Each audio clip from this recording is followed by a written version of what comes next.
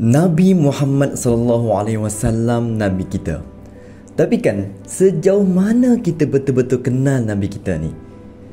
Jadi dalam video kali ini jom kita sama-sama imbas kembali bagaimana saat kelahiran baginda Muhammad sallallahu alaihi wasallam. Pada zaman sebelum kelahiran Nabi, Mekah ada dalam keadaan yang kegelapan, zaman jahiliyah. Masyarakat waktu tu sangat teruk. Ada banyak buat amalan syirik, golongan yang lemah ditindas dan tak ada langsung rasa adil dalam masyarakat Mekah pada waktu tu.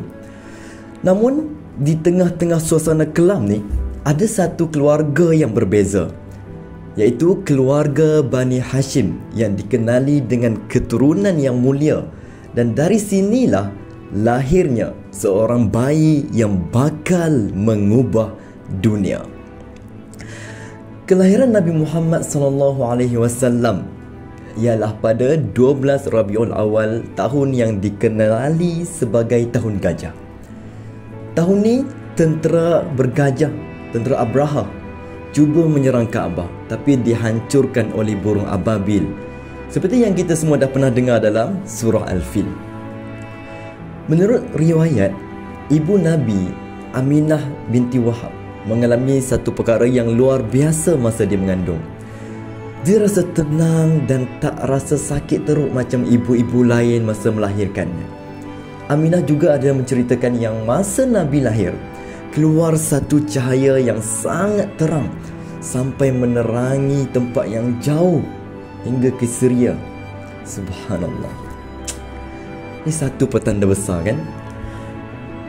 Datuk Nabi pula, Abdul Muttalib, ketika lahirnya Nabi, dia sangat gembira. Dia cepat-cepat bawa Nabi Muhammad ke Kaabah dan dia bagi nama Muhammad. Sebenarnya nama Muhammad pada masa tu agak asing untuk orang Arab. Tapi Abdul Muttalib yakin cucunya ni akan jadi orang yang terpuji di kalangan manusia. Dan maksud Muhammad itu sendiri ialah yang terpuji.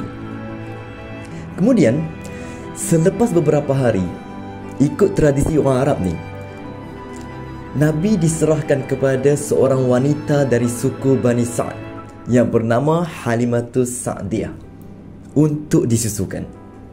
Halimah ni sebenarnya hidup dia susah, tapi sejak dia ambil Nabi sebagai anak susuan, kehidupan dia mula berubah.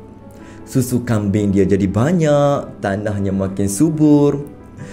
Ni semua kita boleh faham sebagai barakahnya Nabi. Subhanallah. Jadi itulah sedikit kisah kelahiran Nabi Muhammad sallallahu alaihi wasallam yang penuh dengan keajaiban. Daripada lahir lagi dah ada macam-macam tanda kebesaran yang Allah tunjuk pada Nabi ni. Kelahiran Nabi ni bukan sahaja satu rahmat kepada keluarga terdekat, kabilah terdekat, tapi spesialnya kelahiran Nabi Muhammad sallallahu alaihi wasallam sebenarnya ialah satu tanda, satu pencerahan kepada seluruh dunia, bukan hanya pada zaman itu, bukan hanya pada zaman dulu-dulu, tapi sampai ke zaman sekarang. Subhanallah. Kita tak boleh bayang macam mana kehidupan kita hari ni kalau tanpa panduan, tanpa didikan, tanpa ajaran daripada Nabi kita Muhammad sallallahu alaihi wasallam. Bayangkan dalam kita nak berjual beli, tiada sifat amanah. Bayangkan dalam kita nak mendidik anak, tiada didikan ataupun bimbingan daripada Nabi kita Muhammad. Masya Allah, tak boleh bayang benda tu. Dan hari ni baginda Muhammad sallallahu alaihi wasallam merupakan tokoh yang paling besar di dalam dunia. Bukan hanya dalam dunia Islam, tapi ia juga diakui oleh orang yang bukan Islam tentang ketokohan Nabi kita Muhammad sallallahu alaihi wasallam. Dengan kita tahu serba sedikit tentang kisah Nabi ni, moga-moga dia jadi satu semangat kepada kita untuk mencontohi akhlak Nabi kita Muhammad sallallahu alaihi wasallam. Tak boleh ikut banyak, cubalah ikut sikit-sikit, ikut perkara-perkara sunnah, ikut benda-benda yang Nabi dah ajar di dalam hadis-hadis baginda Muhammad sallallahu alaihi wasallam. Jadi, jika rasa video ini bermanfaat, share video ini.